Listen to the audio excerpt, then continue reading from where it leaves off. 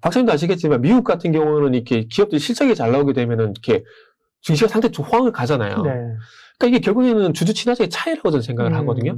그러니까 그러다 보니까 우리나라 같은 경우에는 뭐 실적 영업이익 기준이지만은 미국은 아시겠지만 주당 EPS 기준이지 않습니까? 네.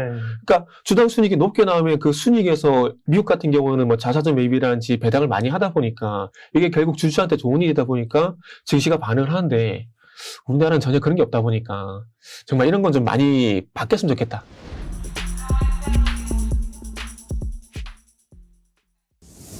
그러면 연말 연초 전략을 어떻게 가져갈까 좀 얘기를 할게요. 12월장에 보통 네. 이제 우리가 대형주가 사실은 외국인들 수급으로 해서 뭐 네네. 차이나로 하면서 쫙 들어와서 대형주가 먼저 네네, 올렸고 그렇죠. 네. 이어서 이제 중소형주가 좀 배턴을 받다가 네네. 바통 우리나라 바통 네.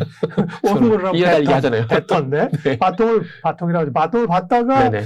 이게 지금 뻗어가지 못하고 예, 예. 지금 양도세 주식세 문제도 해결이 안 됐고 게다가 또 위메이드 위믹스 네. 뭐 이런 것 때문에 좀 어수선해요. 그러면 12월은 말씀하신 것처럼 네네.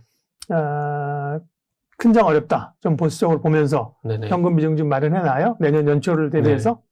근데 저는 그 양도세 제가 알고 있는 루트로 이렇게 얘기를 들은 바에 하면은 네. 그러니까 제가 정확한 루트 이렇게 근거를 안 가져와서 제가 자세하게 말씀 못 드리겠는데 어쨌든 제가 듣기로는 양도세는 안 될 거라고 지금 분위기가 그렇게 나오고 있는 상황이거든요. 유예가 안 되는 쪽으로요? 예, 예.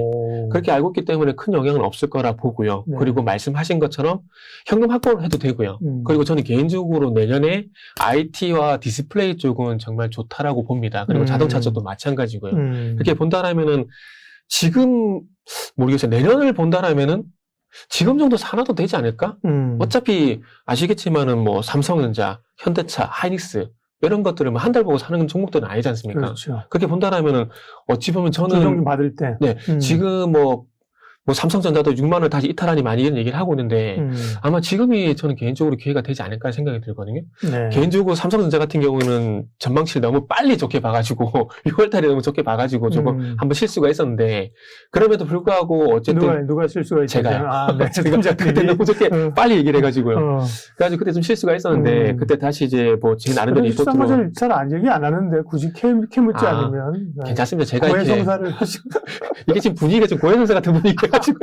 그러네. 지금 박사님이 약간 신부님 같으세요 지금. 그래가지고 고해성사 좀 할 수밖에 없는 분위기인 것 같아요 지금. 그렇죠. 네. 연초에 이제 좀 장이 온다고 생각하면 네네. 뭐 다는 아닐지라도 그렇죠. 네네. 조심스럽게 좀 포션을 가져가는 것도 나쁘지 않겠고요. 섹터 예. 얘기는 디스플레이나 IT 좋게 보셔서 네네. 뒷부분에 좀 다시 얘기할 거고요. 예, 예. 배당주는 어때요? 연말만 되면 늘 뭐 배당주 얘기를 하는데 사실 네네. 배당주를 연말에 또 투자해서 또 그렇게 네. 연말에 반짝 투자해서 짭짤하다 이런 것도 옛날 얘기인 것 같아요. 배당 보고 들어갔다가 네. 배당 많이 주는 데는 많아요, 요즘. 사실은 네네. 시가배당으로 하면 뭐 옛날에는 SO 이런 게 대표이지만 금융주, 뭐 대신증권 뭐 이런 거 뭐 지금 네, 맞습니다. 나와요. 네. 근데 샀다가 배당 많이 준다고 연말에다가 연초에 배당락 넣으면 네. 또 확 빠져버려요. 그렇죠. 그거 어떻게 해야 돼, 배당? 그 박사님 말씀하신 게 맞습니다. 네. 맞고요. 그래서 지금 우리 금융지주 같은 경우는 이번에 연말 배당이 10% 넘을 수 있거든요. 너무 네. 주가가 많이 빠지다 보니까. 그리고 이번에 다올투자증권 같은 경우에도 이제 주주 친화책이라 가지고 작년에 250원 DPS 했던 것들을 또 350원 얘기를 하고 있는 상황이거든요. 네, 주당배당금. 그러니까 지금 주가를 반영해보게 되면 다올투자증권 같은 경우 10% 넘을 가능성이 있다는 네. 거죠. 그런데 박사님 말씀하신 것처럼 이게 또 배당주가 또 배당을 때문에 또 출렁이고 이런 부분이 있다 보니까 나중에 배당을 받고 나서 이거를 갈아타는데 그걸 못할 가능성이 있거든요. 그래서 그런 또 맹점이 있고 그리고 아시겠지만은 최근에 신협 같은 경우는 예금도 심심찮게 6%가 나와요. 그러네요. 네. 네. 그러다 보니까 확실한 거는 금리잖아요. 이자잖아요. 그리고 네. 그거 같은 경우는 언제든지 해지가 가능하잖아요. 그 금리를 포기하더라도. 그러니까 그런 측면에서 두 가지 이런 측면에서 보게 된다라면은 배당주에 대한 매력이 많이 떨어지지 않았나라는 생각이 좀 솔직히 드는 건 사실입니다. 네. 그렇군요. 네. 까다롭다니까요. 차라리 뭐 배당주 펀드 이런 거를 좀 장기적으로 들어놓으면 네네. 배당도 이제 중간 배당도 하고요. 네네. 옛날에나 찬바람 불 때 배당주 했지 요즘은 사실은 미리 이렇게 좀 또 올라요. 네. 재미없어요? 그것도 있고요. 네. 방금 배당주 펀드를 말씀하시다 네. 보니까 언뜻 생각이 나는 게 지금은 절판이 됐는데 네. 예전에 소득공제형 장기 펀드라는 게 있었거든요. 예. 그 같은 경우는 연말 정산도 가능하고 이게 배당 펀드도 있었단 말이에요. 소장 펀드 뭐 이렇게 네, 얘기했었죠. 소장 펀드 이런 것도 있었고요. 해가지고 그런 거 갖고 계신 분들은 아마 대안으로 그런 거 한번 해보셔도 괜찮을 것 같아요. 네. 제일 좋은 거는 좋은 기업을 그냥 보유하면서 주가 올라간 게 제일 좋죠. 주가 올라가고 배당도 그냥 받고 네네. 그죠? 배당만을 위해서 이 사고 팔고 하면 스트레스 받아요. 네. 그죠? 그래서 좋은 기업을 가지고 배당을 받고 배당 받는 재미 그것도 사실 쏠쏠하거든요. 그렇죠. 네. 그러니까 저는 개인적으로 이렇게 자본이 크신 분들 같은 경우는 수익률보다는 수익금을 본다라고 보는 게 맞다라고 보거든요. 그렇게 본다라면은 제 입장에서는 뭐 이렇게 큰 금액이지만 10억 정도 갖고 계신 분들 같은 경우는 이거 뭐 배당을 넣게 되면 여기서만 해도 뭐 큰 배당률 5천, 1억 정도 나올 수가 있으니까 그것도 제가 볼 때는 작은 건 아니라고 생각해요.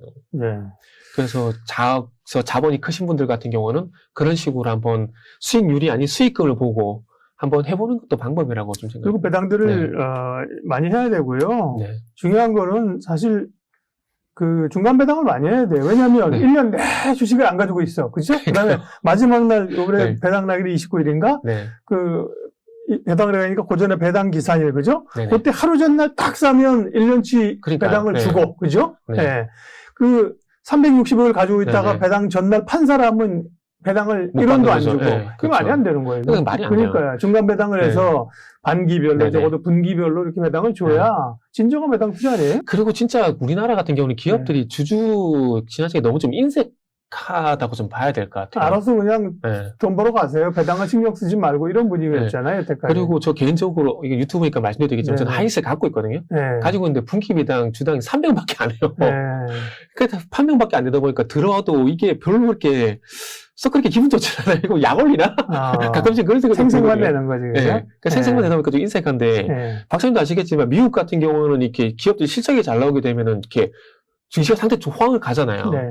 그러니까 이게 결국에는 주주 친화적인 차이라고 저는 생각을 하거든요.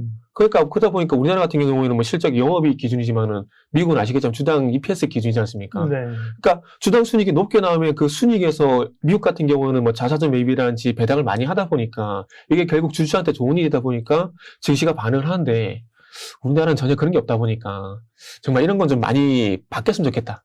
저 개인적인 소망도 말씀드리네요. 배당으로 너무 우리가 가가지고 정책적으로 얘기하다 보면 길어지니까 요 마무리 좀 하면 12월은 사실은 큰 기대를 하지 말고 조금 어떻게 보면 목표 수익을 낮추자. 왜냐하면 미리 좀 반등이 왔다는 거예요. 그러면 내년 전망들을 증권사의 전망들 아까처럼 증권사 전망을 그대로 안 받아들이고 팀장님 나름 조정해서 그죠 받아들인다고 하셨잖아요. 그게 맞는 게 목표가 뭐 증권사에서 제시한 대로만 다 가면 돈 안 벌 사람이 어디 있어 그죠? 그렇죠. 그러면 근데 증권사의 내년 코스피 기준으로 전망은 하단은 평균적으로 한 2100에서 위로 한 2600, 700까지도 보는 것 같아요. 한 2100, 2600 이 정도 보는데 그러면 그 다음에 전약 후강으로 연초에는 약했다가 그죠? 금리 이런 거 이제 이상 마무리되면 하반기 높아질 거라는 평균인데 팀장님 생각은 어때요? 정리 좀 해주세요. 저는 2100포인트는 이미 확인했다고 좀 보고요. 이미 확인했다고 좀 보는 게 맞고 뭐 저는 2800포인트 그러니까 지금 증권사에서 가이던스 제시하고 있는 시장이 만약에 간다라면은 전 2600포인트가 아니고 전 더 간다라고 봅니다.